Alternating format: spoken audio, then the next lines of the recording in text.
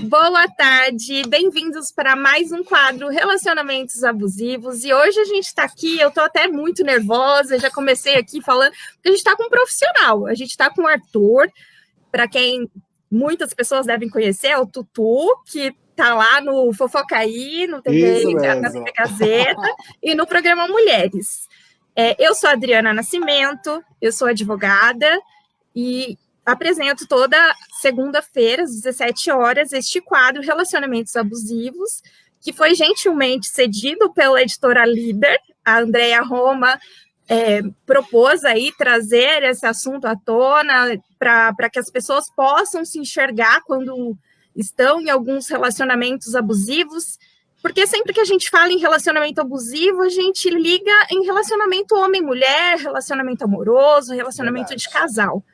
Eu estava até comentando com o Arthur, antes de entrar aqui, que eu, estudando sobre a psicologia criminal e forense, eu comecei a me ver em vários relacionamentos abusivos. E aí que surgiu a ideia de abrir esse espaço para que muitas pessoas, muitos profissionais pudessem vir aqui falar. Nós já tivemos médicos, psicólogos, advogados, promotores, enfim, todos os tipos de pessoas que lidam com relacionamentos trazem aqui a sua visão sobre relacionamentos abusivos e muitas vezes aquela luz no fim do túnel para aquela pessoa, para aquela mulher que está vivendo um relacionamento abusivo, ainda mais que nós estamos nessa época de pandemia, muitas vezes está dormindo e acordando com o abusador ali do lado, e muitas vezes a pessoa se sente tão refém desse relacionamento que nem acredita que esteja vivendo esse relacionamento.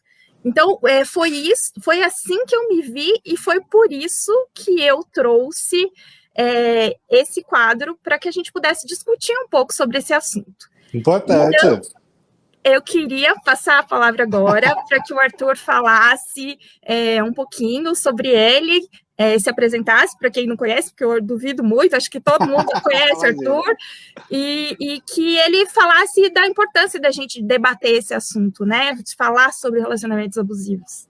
Primeiro, eu já agradeço o convite e as palavras. Fiquei aqui com o ego lá em cima. Mas é verdade. Mas, enfim, é isso mesmo. Tudo que você disse é um fato, né? Bem, para quem não me conhece, sou o Tutu aqui da Gazeta, né? Que trabalha no Fofocaí e no programa Mulheres, falando da vida dos outros, isso mesmo, mas com muita responsabilidade sempre. Mas, enfim, com relação a toda a temática, né, do relacionamento abusivo, eu acho de extrema importância ser debatida e ser conversada, porque as pessoas não querem falar muito sobre, né? Ainda mais expor, como você acabou de se colocar. Você falou de uma experiência sua, que a partir disso você achou interessante deixar de uma forma maior, atingir mais gente para falar sobre o assunto. Eu acho que isso é um ponto super importante, porque a gente admitir para a gente que a gente passou por uma situação dessa não é fácil, né? É difícil a gente olhar para si e falar: putz, acho que me enquadro nesse momento aqui no relacionamento abusivo, seja na família, com um parceiro amoroso, com amizades, enfim, todos os tipos de relações abusivas que podem existir em qualquer âmbito, né? Família, trabalho, romance, enfim, qualquer lugar. Então, eu acho mais do que válido esse debate, né? Mais do que necessário e importante a gente falar sobre isso. Nunca é tarde para a gente perceber uma situação que a gente está que não é legal. Com certeza. E a gente tem procurado trazer algumas temáticas para dentro do quadro também, né? O mês passado nós falamos como foi o Dia Internacional da Mulher, a gente falou sobre os relacionamentos abusivos que acontecem, que é a grande maioria, infelizmente, né? Nós temos aí a Lei Maria da Penha, que é a maior e melhor lei de proteção da mulher, é a terceira no mundo, e ainda assim nós somos o quinto do mundo em feminicídio. Então, é muito importante trazer isso em debate para que a gente possa entender como fazer com que essa lei seja efetiva, né? E aí, nesse mês, a gente trouxe aí a temática da diversidade. No quadro passado, a Alexia Twister participou com a gente, foi muito legal. E aí, nesse quadro, vem o Tutu, e a gente quer falar um pouquinho sobre TV. E aí, o nosso tema foi: a TV saiu do armário? Então, eu queria saber, com tudo isso que a gente já viu, teve beijo gay na TV, teve vários outros episódios aí, você acha que a TV saiu do armário? Eu acho que aos poucos. Eu acho que é um trabalho, bem aquele trabalho difícil, que aos poucos ele vai para frente, às vezes vai para trás, mas ele fica nesse lance de avança e depois acaba indo para trás um pouco. Eu acho que existe um tempo, eu acho que existem ramificações que a gente pode dizer na TV. Por exemplo, eu acho que apresentadores de TV, comentaristas, colunistas, enfim, que participam de TV, quando são assumidos e falam sobre a questão sexual de uma forma muito clara, são muito bem aceitos. Agora, eu acho que, por exemplo, indo para o nicho ali de atores e atrizes também, eu acho que é muito mais difícil, mas muito mais difícil. Então, assim, eu acho que quando um ator ou uma atriz decide declarar sua sexualidade, muitas questões acabam ali em volta do ator, né? A própria Camila Pitanga, quando falou da bissexualidade dela, as pessoas começam a questionar muitas coisas. Enfim, quando os atores, principalmente os galãs, né? Eles falam, enfim, sou bissexual. O próprio Reinaldo Giannichini, quando vai falar da sexualidade dele, ele fala que ele é de uma forma muito fluida, que ele se apaixona por pessoas. Então, eu acho que quando isso é colocado, existe uma barreira muito maior. Tanto que, se você parar para pensar, somente, eu acho que foi ano passado que o Reinaldo Giannichini se sentiu mais aberto para falar sobre as questões sexuais que envolve ele, né? De uma forma muito mais aberta e simples e sem problema nenhum, né? Falar de uma forma livre. Então, quando a gente para analisar a vida dos atores e das atrizes, eu acho muito mais complicado. Eu acho que aí a TV não está aberta da forma que tem que ser para esses profissionais. Agora, relacionado a jornalistas, a apresentadores, eu acho que existe uma abertura um pouco maior. A própria Fernanda Gentil, ela consegue brincar sobre a sexualidade dela nos programas, né? Quem não lembra dela com a Ana Maria Braga, quando a Ana estava com uma bolsa que era um sapato e falou: isso aqui é um sapatão, é para você e tudo mais. A Fernanda Gentil falou, dando risada, falou: você está sendo irônica comigo, Ana? É uma zoeira isso aí? E as duas começaram a cair na risada nesse momento. Então, eu acho que assim... E o público aceita isso de uma forma muito leve. Então, quando é voltado para apresentadores e apresentadoras, eu acho que existe uma leveza maior. Não que ainda seja super ideal, nunca será, né? Mas eu acho que existe uma leveza muito maior, muito mais receptivo do que quando a gente vai falar de atores e atrizes. Nós temos, isso é uma questão até cultural, né, Arthur? Porque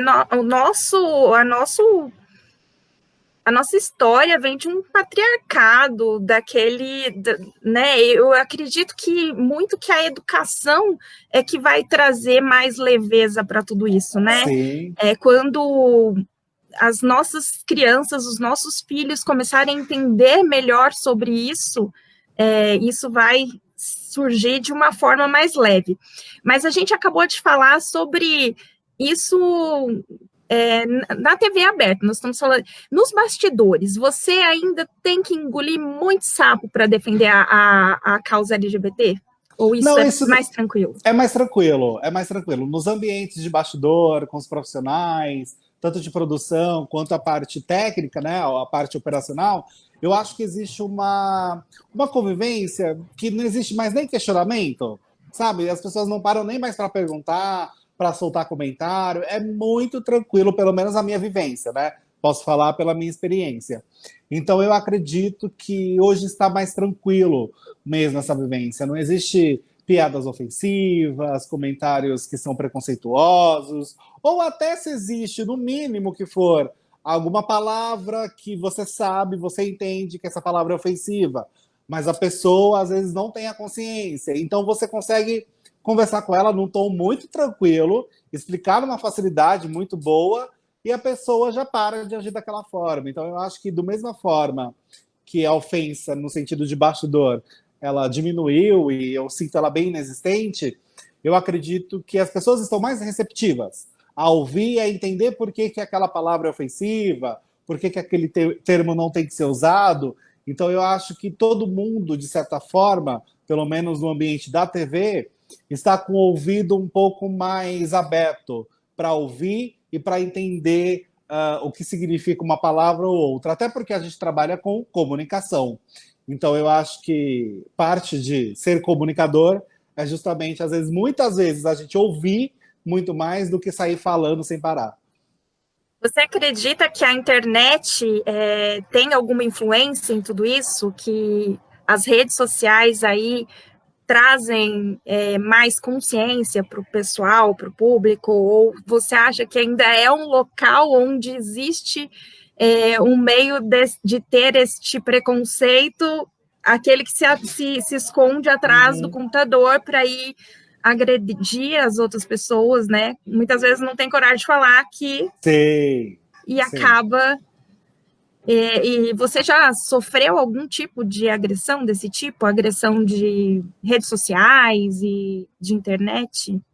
Eu acho que são dois ambientes com comunicações próprias. Então, eu acho que por isso que muitas vezes existe uma briga de comunicação, principalmente entre internet e TV. São formatos diferentes, né? E as pessoas às vezes acham que existe uma fluidez ali entre as duas, é claro, mas a linguagem é diferente, a abordagem é outra. Então, tudo que é dito na internet nem sempre pode ser falado da mesma forma na TV. E o contrário também acontece.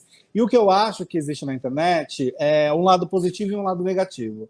Eu acho que da mesma forma que existe um apontamento, uma revisão de informações, ou enfim, coisas que foram preconceituosas, intolerantes, que aconteceram e são revistas e questionadas, existe o movimento da outra onda também, que é muito forte, né? A gente não pode dizer que não existe, que não há, e ela é real, ela é muito agressiva. Então, da mesma forma que existe muita gente querendo escutar muito mais, tem muita gente fazendo o movimento contrário. Quanto menos escuto, melhor. Porque aí eu fico ali na minha cabeça, né, matutelando ali o meu ideal somente, o meu preconceito, a minha questão que não é certa, e não quero ouvir mais nada. E essas pessoas, elas se acham nas redes sociais, né? Elas se fortalecem nas redes sociais e vira meio que uma comunidade de apoio, de forma ofensiva mesmo. Então, eu acho que existem os dois movimentos nas redes sociais, tanto para o lado bom quanto para o lado positivo, né? É aquelas coisas. Eu acho que, ultimamente, o que eu sinto é que a comunicação violenta ela é a mais fácil de chegar para todo mundo, infelizmente. Não é de uma forma positiva que eu falo isso.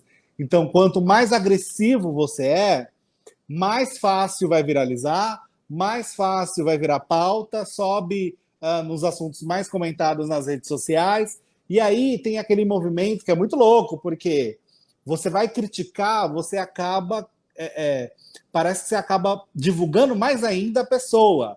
Então, pessoas que concordam com ela vão começar a segui-la. Então, ao invés de, sei lá, uma pessoa falar algo racista e perder seguidores, ela ganha. Então, assim, fortalece de certa forma. Então, esse jogo na internet ele é muito um complicado. Ciclo, né? Acaba virando um ciclo. Total. E é engraçado você dizer, porque isso é algo que eu vejo no dia a dia do meu trabalho também, né? Até estudando a questão da psicologia criminal e forense e tudo, eu vejo que as pessoas muitas vezes não têm coragem de estar aqui falando como nós estamos falando, eu e você, o que eu penso sobre você, o que você pensa em mim, mas por trás de um papel acaba aí revelando, né, tudo aquilo que... Exato, isso acontece muito na advocacia, muitos colegas, às vezes, usam do próprio processo, enquanto eles estão ali defendendo os seus clientes para agredir o outro colega de profissão. Isso é justamente esses tipos de relacionamentos abusivos que eu fui descobrindo enquanto estudiosa do assunto. Que muitas vezes o meu colega advogado usava ali daquele processo para que pudesse me atingir.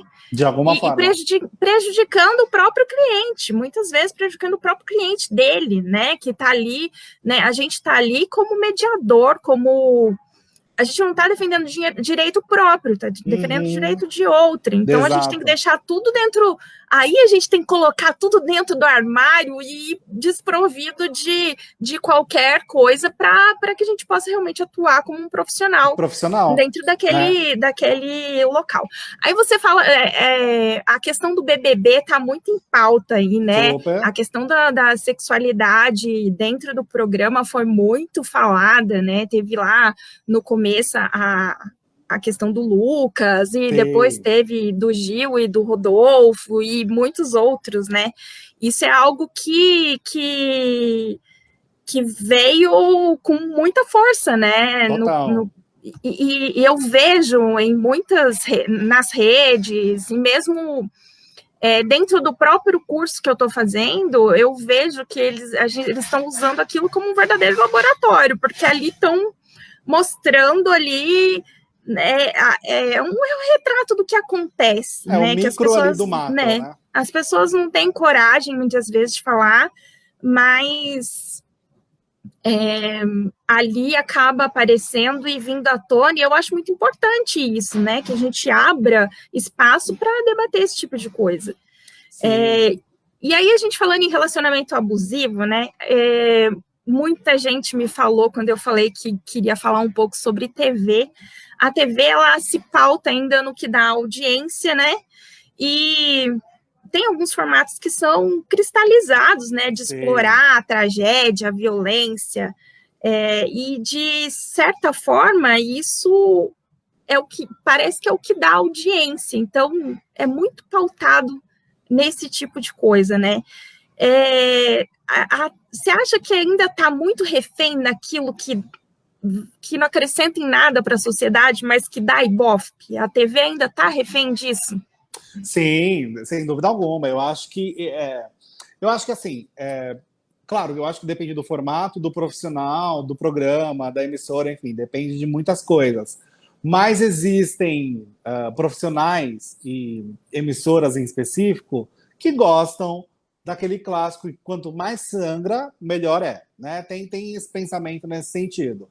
E não tira proveito disso de uma forma tentando educar o público de outro jeito, né? Então, assim, por isso que eu falo que a comunicação não violenta é muito importante, porque é muito fácil você criar uma manchete polêmica, né? É muito fácil você criar um assunto que você vai sangrar e tirar tudo dali, e você não leva nada daquilo para o seu público de uma forma a ele entender o que é aquilo. Então, assim, eu acho que o princípio, no sentido dos temas debatidos na TV de uma forma geral, eu acho que é o conteúdo que a gente tem que modificar no significado. Então, assim, se um programa específico quer falar de algo que é absurdo, né? Enfim. E aí, como que ele vai abordar isso? De que forma que ele quer tratar este assunto? Né? Ele quer ir para que lado? Né? Pensando no sentido assim de narrativa. Então, eu acho que isso que é muito importante. E a gente vê que existem programas que simplesmente não se importam de falar coisas absurdas, só reforçando estereótipos, preconceitos, enfim, falas ignorantes. Então, assim, isso é uma tristeza, porque existe público para isso, sempre vai existir. Eu acho que essa mudança ela não vai. Bem pessimista isso, mas eu não acho que essa mudança de público, no sentido assim, de as pessoas vão parar de consumir falas preconceituosas na TV, falas ignorantes na TV. Não, não vão parar. As pessoas não vão parar de consumir esse tipo de coisa, porque as pessoas, infelizmente, querem e gostam e concordam com esse tipo de coisa. Então, o que eu acho que tem que acontecer para além desses programas, o que mais que a gente tem? Qual opção a gente está dando? A gente está tentando falar de outra forma? A gente está tentando abordar os assuntos com outras pessoas, falando de uma forma mais coerente, pontuando os fatos, mostrando o que é, o que não é, ou simplesmente tem gente falando asneira por aí. Então, eu acho que é mais tentar reforçar esse outro lado do que ficar somente questionando essa narrativa que, infelizmente, eu acho que não vai sair da TV. Eu, pelo menos, não acredito que vai existir uma mudança tão absurda para deixar de existir esse tipo de comportamento, de pauta, de questionamento, enfim, de entretenimento, né? Porque não é enfim, não é um jornalismo que se faz em alguns momentos, né? Existem ali programas que definitivamente não é o jornalismo que está tomando conta. É o entretenimento, é o absurdo, é a coisa mais visualmente terrível, mais espantosa, quanto mais sangra, melhor. Então, mas aí a gente vai no contraponto. A gente tenta fazer a corrida contrária dessa. Com certeza.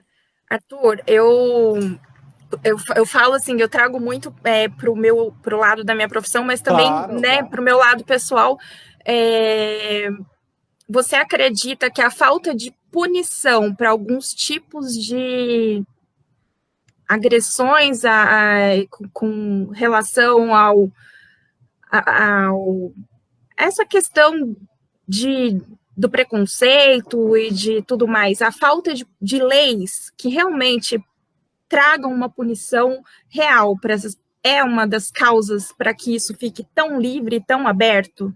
Sem dúvida alguma. A gente pode pegar o caso da Ludmilla agora com a Val Marchiori. A Ludmilla perdeu esse caso. O juiz não considerou que foi racismo o que a Val fez ao comparar o cabelo da Ludmilla com uma palha de aço, que ela falou isso na TV aberta para um monte de gente, e isso não foi considerado como racismo por parte do juiz, que, enfim, estava no caso, né? Então, assim, quando você noticia algo absurdo desse, quando você vê uma manchete dessa, quando você vê, enfim, uma notícia absurda dessa, que a Ludmilla perdeu esse caso, a única coisa que reforça isso é que esse comentário é permitido.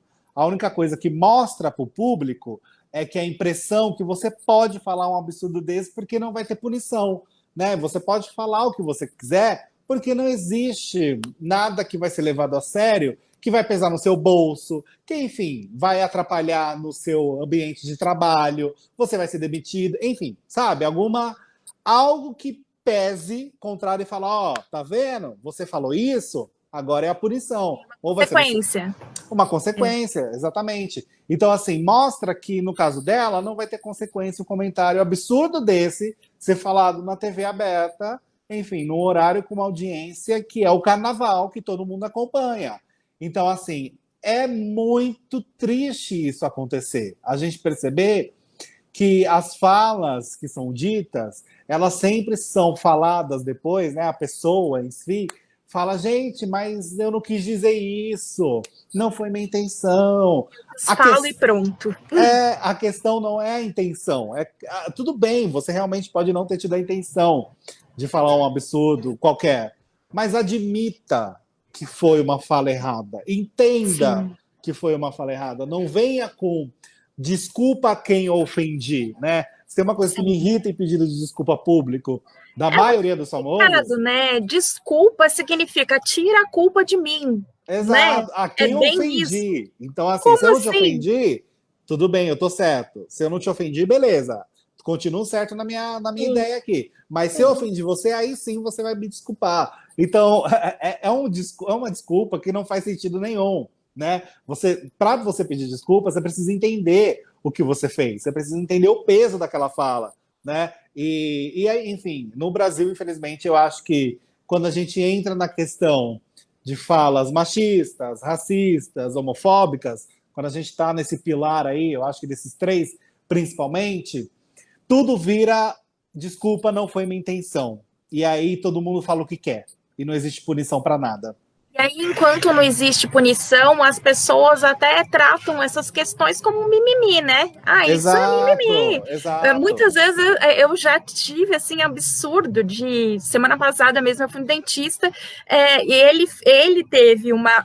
Ele mesmo depois falou assim, nossa, fui machista, homofóbico, racista. Ele mesmo se nomeou tudo, mas deu risada do que ele falou, entendeu? As pessoas levam... como se não, realmente, porque não tem uma punição, e foi, Exato. Inclusive, uma das perguntas que eu fiz para Alexia semana passada, e que eu quero trazer aqui de novo, nós já estamos caminhando para o final do nosso bate-papo, mas no caso da Maria da Penha, né, a gente teve aí a questão, né, dela ter um homicídio, uma coisa que talvez choque mais as pessoas, mas isso, as pessoas podem morrer de milhões de maneiras. E muitas vezes um comentário desse pode ser um mimimi para mim, mas pode ferir profundamente uma outra pessoa, porque a gente tem a morte moral também, né? Tem aquela morte que a gente vai morrendo aos poucos, né? E acaba desistindo da vida. Eu trabalho muito com isso, eu sei disso, isso é muito visível na Lei Maria da Penha, quando a mulher sofre ali a violência moral, a violência verbal, que é aquela que não aparece, então... E diminui a pessoa. Né, diminui a pessoa e tudo mais. Será que a gente vai ter que ter coisas muito mais graves, como foi o caso da Maria da Penha, que teve que sair e atrás de organismos internacionais para realmente ter uma punição efetiva também nesses casos? Você acredita que ainda é necessário de muita gente passar por muito sofrimento antes disso acontecer? Mesmo a gente tendo esses exemplos? Infelizmente, eu acredito que sim. Eu não acho que existe. Eu acho que... E é só parar para analisar, enfim, vendo o pano, né, que nós estamos agora, com relação, por exemplo, à Covid-19, as pessoas ficam apáticas com 4 mil mortes por dia, assim, as pessoas apáticas, né?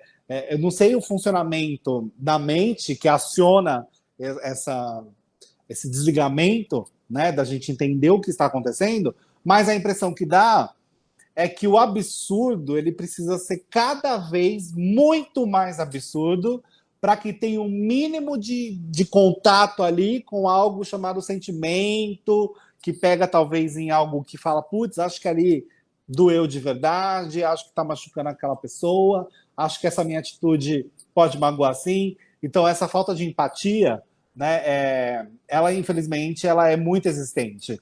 Então, eu acredito que sim, que casos cada vez mais absurdos precisam... Não que precisam acontecer, mas quando acontecem casos absurdos, aí que eu acho que existe o mínimo da pessoa parar para pensar e falar, putz, acho que isso aqui é muito grave, preciso dar uma olhada. E ainda assim, passou um mês, já vem outro caso, um mês nada, passou um dia, né? Porque hoje em dia a movimentação da notícia ela é absurda, ela é extrema, ela nunca para. Então, assim, cada dia você liga o jornal e vem uma manchete para fazer sua cabeça pirar. E aí você não tem tempo nem de processar a informação anterior, que você já está ouvindo a seguinte. Então, esse funcionamento, eu acho que faz com que a gente acabe se distanciando muito de coisas que são muito próximas, infelizmente. E aí tem que acontecer ou com a gente, ou dentro da nossa casa, para a gente conseguir realmente ver que aquilo é real, é sério, e que a gente tem que tomar alguma atitude, porque nós, enquanto membros da sociedade, temos que, né, pensar no coletivo, porque ninguém vive sozinho, né? Arthur, eu queria agradecer demais a sua presença, foi muito legal, a gente poderia ficar conversando aqui dias. Tranquilamente. Né? Queria te parabenizar, porque eu gosto muito de assistir os programas que você participa, Obrigado. tanto aí quanto Mulheres. Eu acho que vocês trazem notícia de uma forma bem leve. Eu deixo ligado aqui o tempo todo, eu estou trabalhando e estou ouvindo. Agora que a gente está home office, né, melhorou, então mais ainda. Adoro a Regina, uma fofa. Maravilhosa. Sou apaixonada por ela. Eu falo sempre isso para ela. Manda um beijo para ela, por favor. Pode deixar, manda sim. E para todos daí, né, que sou fã de todos. E queria mais uma vez agradecer a Editora Líder pelo espaço, que eu falo que é um espaço de utilidade pública. Concordo, né? Concordo. E queria aí já deixar aberto para você voltar uma outra oportunidade e estar aqui com a gente. Queria agradecer a todos que estão nos assistindo, os que vão ainda assistir, porque fica gravada no canal da Editora Líder. E muito obrigado. Queria dizer para as pessoas, que eu sempre termino falando, que ninguém precisa sofrer um relacionamento abusivo, que hoje nós temos canais de denúncia, temos aí o Disque 180, que é especial para as mulheres, onde existe um atendimento personalizado. Nós temos aí o Disque 190, que abrange todos os tipos de abuso, né, que é a polícia, e temos também o Disque 136, que cuida dos casos de saúde. nós estamos vivendo aí essa época da pandemia e isso é Sim, recorrente. Eu verdade. sofri muitos abusos dentro da questão de saúde, então eu chamo sempre atenção, a gente já trouxe médicos e psiquiatras para falar sobre isso. E aí, agradecer muito e falar que semana que vem a gente está de volta. Obrigada Muito para todos obrigado. Eu que agradeço o e um convite mais beijo. uma vez e muito importante tudo que a gente falou aqui, viu? Obrigadão. Obrigada, beijo. Tchau, tchau.